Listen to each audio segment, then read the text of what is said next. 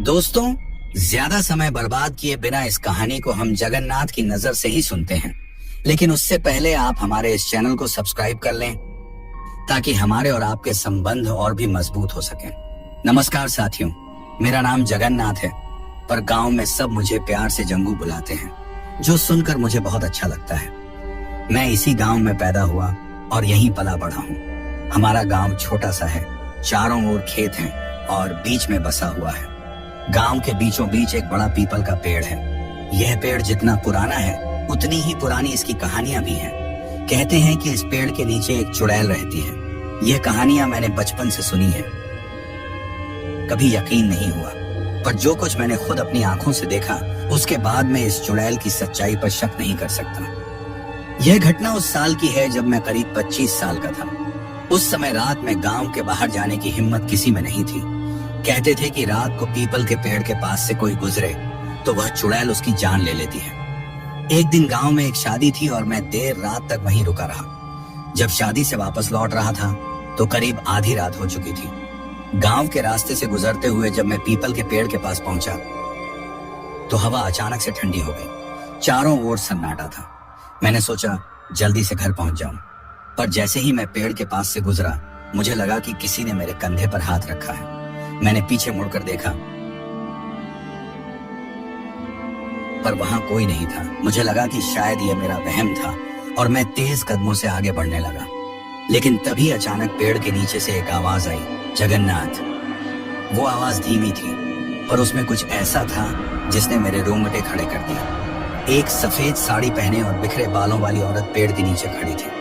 उसका चेहरा मैंने साफ नहीं देखा, पर उसकी आंखें अजीब तरीके से चमक रही थी। वह मेरी तरफ देख रही थी और उसका चेहरा जैसे धीरे धीरे अजीब होता जा रहा था। जम से गए थे। मैं हिल नहीं पा रहा था, न ही आवाज निकाल पा रहा था। वह औरत धीरे धीरे मेरी तरफ बढ़ने लगी। जैसे ही वह मेरे करीब आई, उसकी सांसों की बदबू से मेरा दम घुटने लगा। तभी मैंने जोर से बचाओ चिल्लाया और गांव की ओर दौड़ पड़ा। मैं किसी तरह दौड़ता हुआ गांव के चौपाल तक पहुंचा। वहां कुछ लोग जागे हुए थे। उन्होंने मुझे इस हालत में देखा तो सब भागकर मेरे पास आए। मैंने उन्हें सब कुछ बताया, पर कोई यकीन नहीं कर रहा था। उन्होंने कहा कि मैं डर गया हूं, पर मैं जानता था कि मैंने जो देखा वह सच था।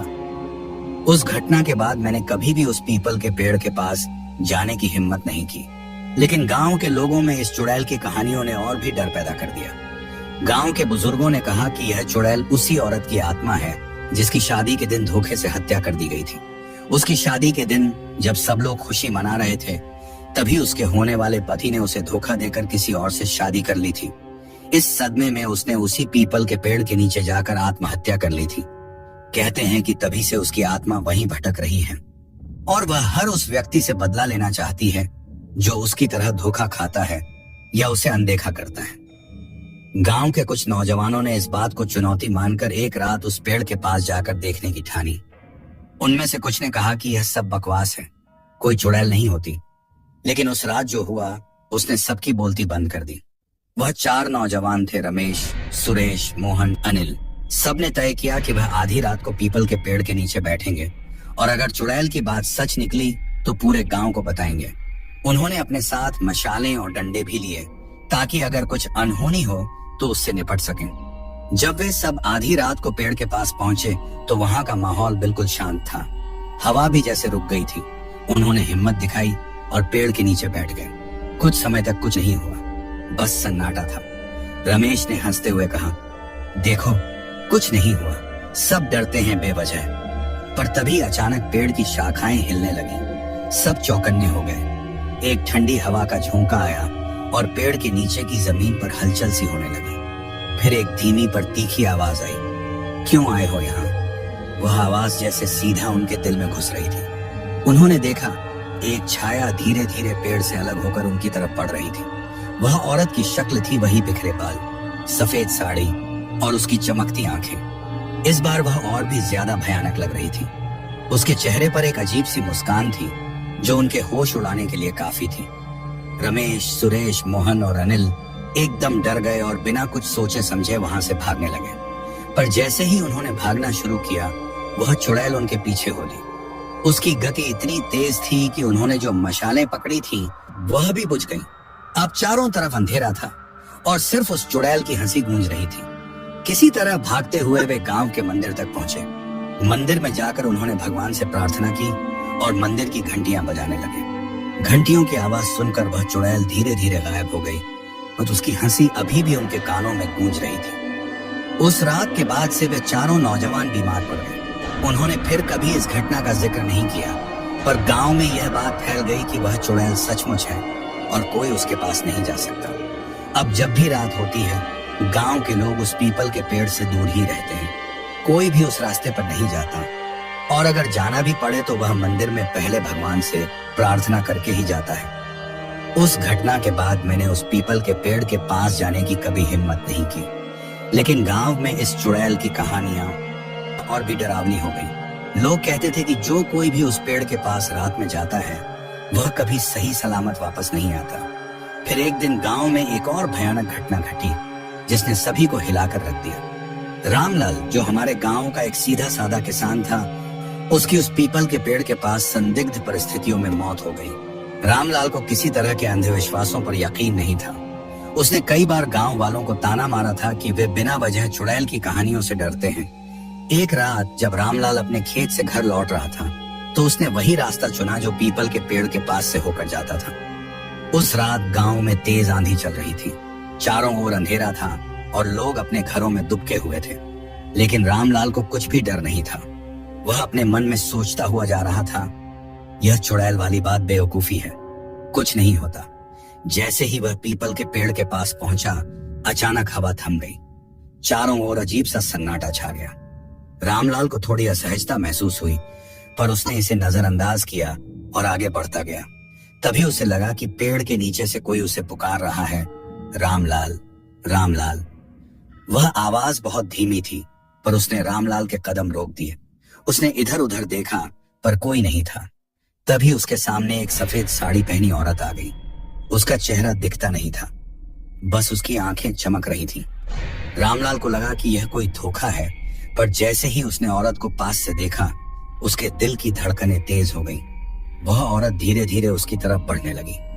रामलाल ने सोचा कि भागना चाहिए, पर उसके पैर जैसे जड़ हो औरत ने धीरे धीरे अपना हाथ उसकी तरफ बढ़ाया और अचानक रामलाल की गर्दन पकड़ ली। रामलाल ने जोर से चिल्लाने की कोशिश की, पर उसकी आवाज गले में ही घुट गई। अगली सुबह जब गांव के लोग रामलाल को खोजने निकले तो उन्होंने उसे पीपल के पेड़ के नीचे मरा हुआ पाया। उसकी आंखें खुली हुई थीं और चेहरा डर से विकृत हो चुका था। किसी ने समझ नहीं पाया कि रामलाल की मौत कैसे हुई, पर सबको यकीन हो गया कि वह चुड़ैल ने ही उसे मार डाला। इस घटना के बाद गांव के लोग और भी ज्यादा डर गए। अब कोई भी उस पीपल के पेड़ के पास जाने की हिम्मत नहीं करता। रामलाल की मौत ने सबको साबित कर दिया कि वह चुड़ैल सिर्फ एक कहानी नहीं, बल्कि एक सच्चाई है। रामलाल की मौत के बाद गांव में एक अजीब सी शांति छा गई, लेकिन डर भी बढ़ गया। लोग रात के वक्त बाहर निकलने से कतराने लगे और बच्चे भी शाम ढलते ही घर लौटने लगे। एक दिन गांव में एक बड़े आयोजन के लिए मेले का आयोजन किया गया। सभी ने सोचा कि शायद इस आयोजन से गांव में कुछ खुशी और हिम्मत लौटे, पर किसे पता था कि उस दिन भी कुछ अनहोनी घटने वाली है। मेले के दौरान गांव के कुछ युवकों ने सोचा कि वह चुड़ैल की मौजूदगी की सच्चाई जानने के लिए एक साहसिक कदम उठाएंगे। उनमें से सबसे हिम्मती लड़के सुनील ने सबको चुनौती दी कि वह रात को अकेले पीपल के पेड़ के पास जाकर देखेगा कि क्या वहां सचमुच कुछ होता है। सुनील ने सबकी हिम्मत को चुनौती देते हुए रात के 10 बजे के बाद पेड़ की तरफ बढ़ना शुरू किया। उसकी आंखों में हिम्मत और दिमाग में केवल चुनौती का विचार था। उसके साथ केवल एक छोटा सा टॉर्च था और उसने अपने मित्रों से कहा कि अगर कुछ भी अजीब हो तो वह टॉर्च की चमक से संकेत देगा। जब सुनील पेड़ के पास पहुंचा तो चारों ओर सन्नाटा था। उसने पेड़ के नीचे बैठकर देखा, पर कुछ भी अजीब नहीं लगा।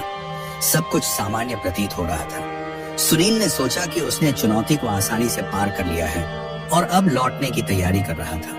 तभी अचानक हवा तेज हो गई, पेड़ की शाखाएं हिलने लगी और एक सर्दी सी फैल गई।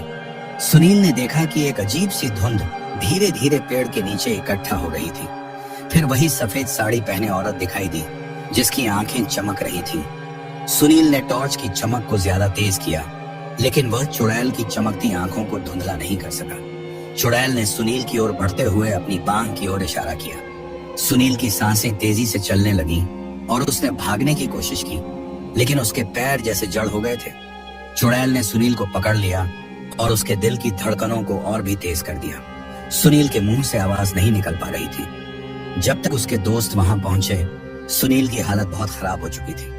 उसके दोस्तों में से कुछ ने उसकी गंभीर हालत देखकर तुरंत उसे गांव के डॉक्टर के पास ले जाने का फैसला किया। डॉक्टर ने कहा कि सुनील को मानसिक और शारीरिक रूप से बहुत नुकसान हुआ है। उसकी आंखें अब भी चुड़ैल की भयानक छवि से भरी हुई थी और उसने किसी से बात नहीं की। सुनील को ठीक होने में बहुत समय लगा, लेकिन उसकी मानसिक स्थिति हमेशा के लिए प्रभावित हो गई।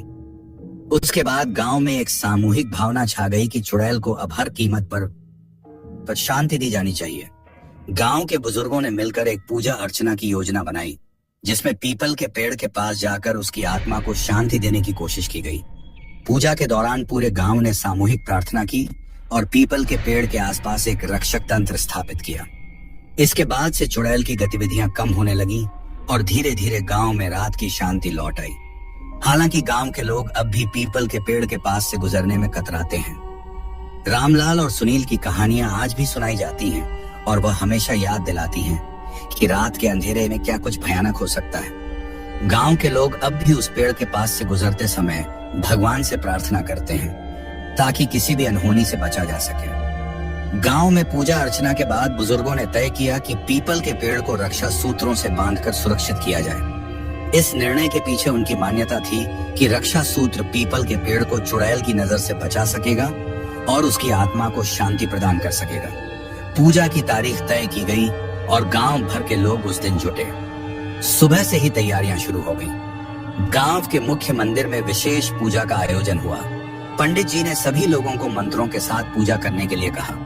पूजा में शामिल होने के लिए लोग विभिन्न प्रकार की देवताओं की फोटो, रंग बिरंगे धागे और रक्षा सूत्र लाए।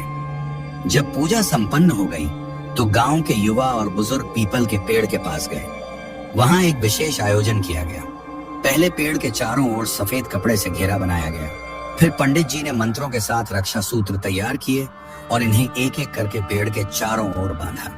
ये रक्षा सूत्र अलग अलग प्रकार के थे और उनमें से कुछ पर विशेष मंत्र भी लिखे गए थे। जैसे ही रक्षा सूत्रों को पेड़ के चारों ओर बांधा गया, लोग भी अपनी अपनी प्रार्थनाएं करते गए। हर व्यक्ति ने अपने तरीके से दुआ की कि पीपल के पेड़ को चुड़ैल की नजर से बचाया जाए और गांव में शांति बनी रहे। इस आयोजन के बाद लोग महसूस करने लगे कि गांव का माहौल थोड़ा बदल गया है। चुड़ैल की गतिविधियां भी बंद हो गईं। अब गांव वाले आराम से अपनी रातें बिताने लगे और पीपल के पेड़ के पास से गुजरते समय वे अब डर महसूस नहीं करते थे। हालांकि लोगों की यादें और कहानियां अब भी जीवित हैं। रामलाल और सुनील की घटनाएं गांव की यादों में बसी हुई हैं और वे बार बार याद दिलाती हैं कि कैसे एक साधारण सा पेड़ एक भयावह रहस्य के रूप में सामने आ सकता है। गांव के बुजुर्गों का मानना है कि रक्षा सूत्रों ने पेड़ को चुड़ैल के प्रभाव से सुरक्षित कर लिया था और अब गांव में शांति बनी हुई है। पीपल का पेड़ अब एक संरक्षित स्थान बन गया है और लोग वहां जाकर केवल भगवान की पूजा करते हैं। वे सुरक्षा सूत्र आज भी पेड़ के चारों ओर बंधे हुए हैं और गांव वाले हर साल विशेष पूजा करके यह सुनिश्चित करते हैं कि चुड़ैल की आत्मा को कभी भी शांति की कमी महसूस न हो। इस तरह पीपल के पेड़ को एक पवित्र स्थान के रूप में सम्मानित किया गया है और गांव में अब भी उसकी पूजा और रक्षा की जाती है। तो दोस्तों, आज की यह कहानी आपको कैसी लगी? कमेंट करके हमें जरूर बताएं।